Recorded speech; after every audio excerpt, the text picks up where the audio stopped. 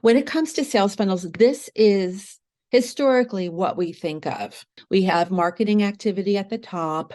Eventually, if they press the right buttons with a prospect, the prospect's going to move down the funnel and get in touch with sales. And it's usually sales's job to measure the purchase intention to see, is this going to be a good lead? Is it a bad lead? It falls under their umbrella.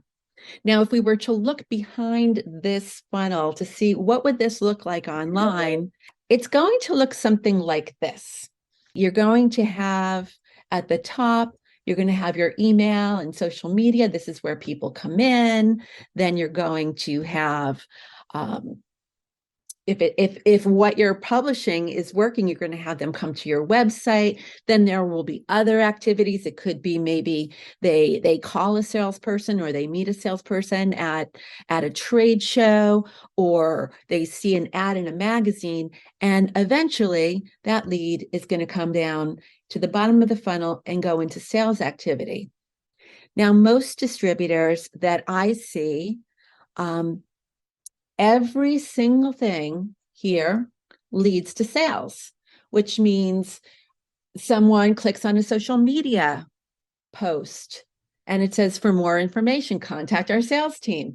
Someone gets an email and it talks about whatever it talks about. And for more information, contact our sales team. Maybe somebody even goes to your website and downloads a tip sheet, and it will say, for more information, contact your salesperson.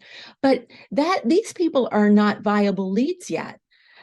They may be, but today we can use technology to measure leads and track leads so that the salespeople are only saddled with the leads that are actually closer to a sale, I guess I could say.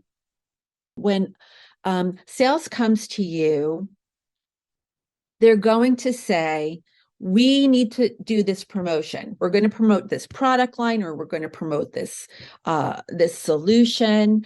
And we have to be, as marketers, we have to be really intentional with our digital collateral, just as a field salesperson is going to be intentional in the field. So you're marketing it, the field person is out there selling it.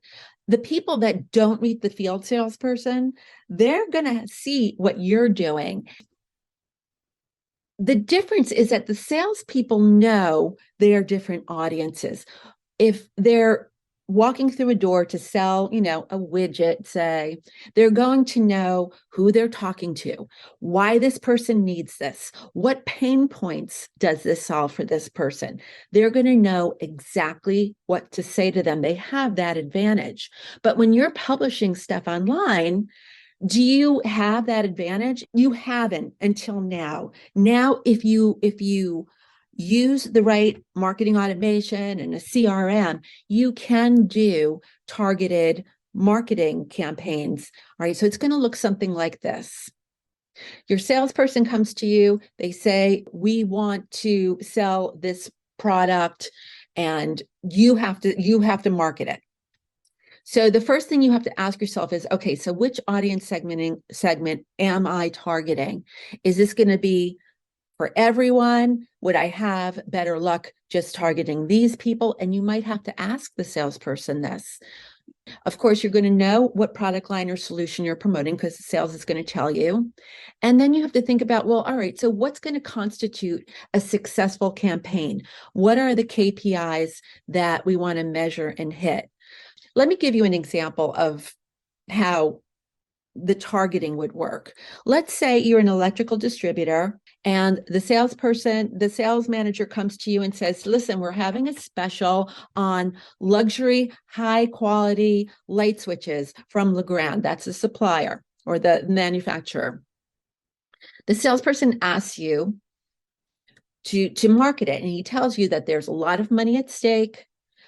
We're going to get an extra rebate based on how much we sell, or whatever it is. We need you to push these light switches in the next 30 days. So how would you market that? You might put some banner ads on your website with pictures of the switches.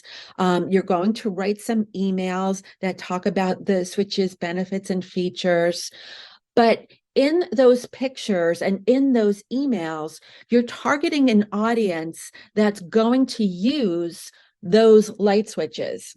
So if you're selling to contractors that are doing residential, they want those light switches because their customers want those high-end light switches.